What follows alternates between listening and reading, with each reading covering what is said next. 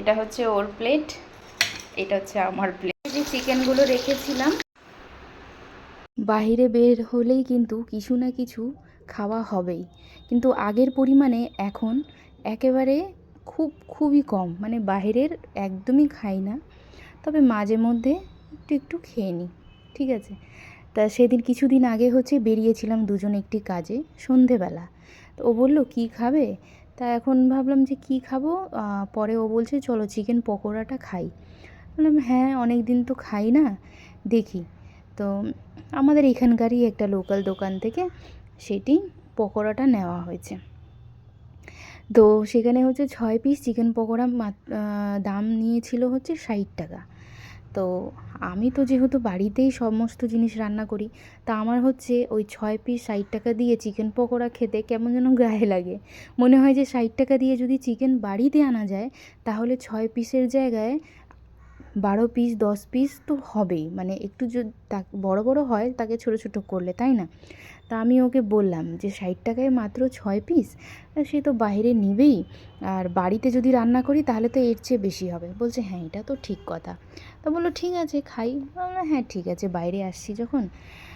এত পরিমাণে গরম ছিল দোকানে যে ভিতরে ফ্যান চলছে, তা কিন্তু ফ্যান সে চালাবে না, ভালো কথা। তা ফ্যান যখন চালাবেই না, গরমের মধ্যে তো রাস্তায় দাঁড়িয়ে, রাস্তার ধারে দোকান, এবার ছোট্ট দোকান মতন, ভিতরে বসার জায়গা রয়েছে, ফ্যান রয়েছে, কিন্তু ফ্যান চালাবে না কারণ ওনার গ্যাস জ্বলছে।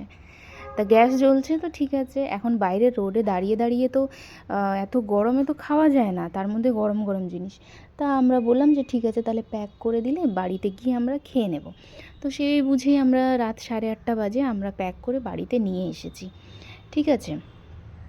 বাড়িতে নিয়ে এসেছি চিকেন পকোড়া 6 পিস। বিশ্বাস করুন সাইজগুলো তো তখন তো দেখি নাই, ভিতরে প্যাক করে দিয়েছে, এত ছোট ছোট সাইজ, তার মধ্যে হচ্ছে খেতে এত জঘন্য এত জঘন্য, মানে এত বাজে খেতে। ভিতরে যে কোটিংটা ছিল সে তো কাঁচা, চিকেনটাও কীরকমই কাঁচা, মানে আমি তো এক পিস মুখে নেওয়ার পরই এই অবস্থাটা দেখেছি, আর খাইনি। ও টুকিটাকি খেয়েছে, বাদবাকি সমস্তটা আমরা ফেলে দিয়েছি, যে না বেকার খেয়ে পেট খারাপ হবে, দরকার নেই। এই জন্যই জানেন বাইরে একেবারে খাওয়াটা এখন বন্ধই করে দিয়েছি। আর প্রত্যেক দিন ওই বড় বড় রেস্টুরেন্টে গিয়ে তো খাওয়া সম্ভব না। আর যাই হোক, তারপরে আমি ওকে বললাম যে ঠিক আছে বাড়িতে আমি বানাবো পকোড়াটা, এত কিছু রান্না করি, একটি পকোড়া রান্না করতে কি আর তেমন, আর বাড়িতে বানালে না একটু বেশি পরিমাণে খাওয়াও যায় বলুন।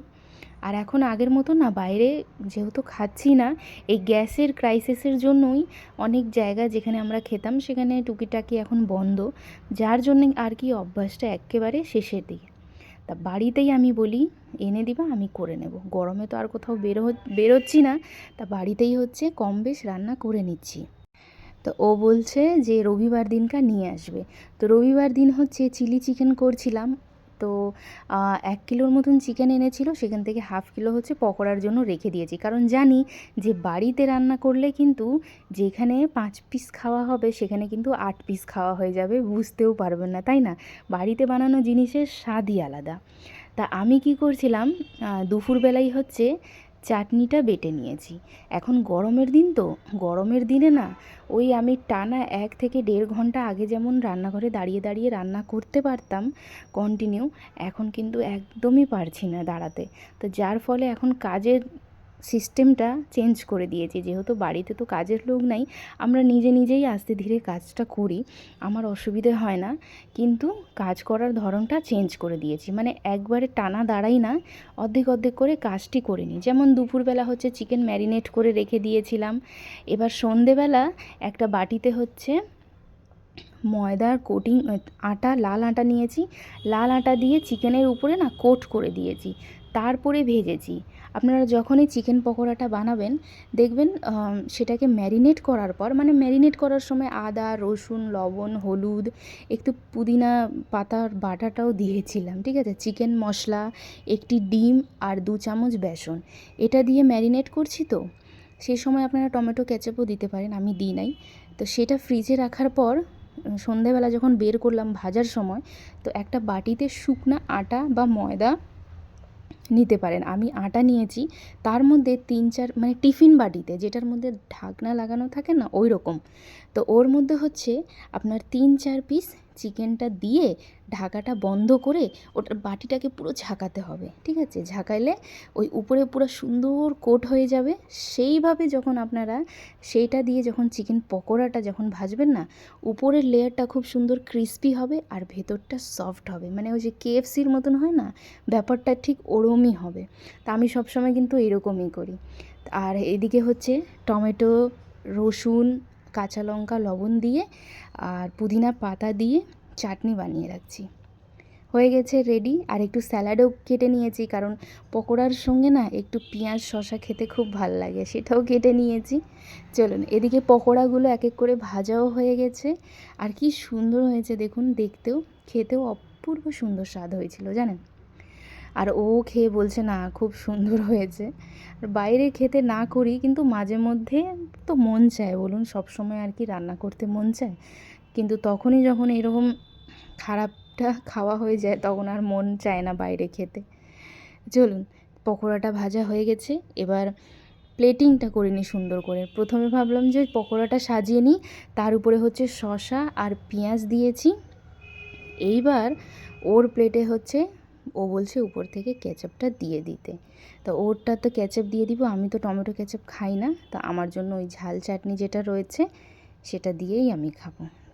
যেহেতু আমি অর্ধেক কাজটা দুপুরবেলায় সেরে রেখেছি, যার জন্যে সন্ধ্যাবেলা আমার আর কি কোনো রকম অসুবিধে হয়নি। ঘুম থেকে উঠেই চলে আসছিলাম হচ্ছে, এখন প্রায় হচ্ছে 7:30টার মতন বাজে, তা চলে এসেছি রান্নাঘরে ভাজতে। ম্যারিনেট করা থাকলে না কোনো রকম অসুবিধে হয় না। আর আমি কিন্তু ওই লাল আটা দিয়ে যে কোট করেছি বললাম, সেটা কোট করে কিন্তু আবারও 10 মিনিটের মতন ফ্রিজে রেখেছিলাম, ঠিক আছে? তারপর কিন্তু ভেজেছি। এইভাবে করে ভাজলে উপরের যে থাকে লেয়ারটা সেটা খুব সুন্দর ক্রিস্পি ভাবটা চলে আসে, আবার ভেতরের পার্টটা যেটা থাকে না সেটা খুব সুন্দর নরম থাকে, খেতে কিন্তু দারুণ টেস্টি হয়। আর হ্যাঁ, আটা যখন নেবেন বা ময়দা, সে তার মধ্যে কিন্তু অবশ্যই একটু লবণ দিয়ে দিবেন, তাহলে ভালো হবে। চলুন, ওর প্লেটটাতে তো ও বলছে সস খাবে, আমি যেহেতু সস খাবো না, চাটনি দিয়ে খাবো, তো ওরটাতে হচ্ছে একটু সস দিয়েছি আর আমারটাতে ওই চাটনিটা নিয়েছি। তাহলে চলুন, আজকের ব্লগটাও আমি এখানেই শেষ করছি। সবাই ভালো থাকবেন, সুস্থ থাকবেন। ব্লগটি কেমন লাগলো কমেন্ট বক্সে অবশ্যই জানাবেন। ভালো লাগলে একটি লাইক করে দিবেন। দেখা হচ্ছে নেক্সট কোনো ব্লগে।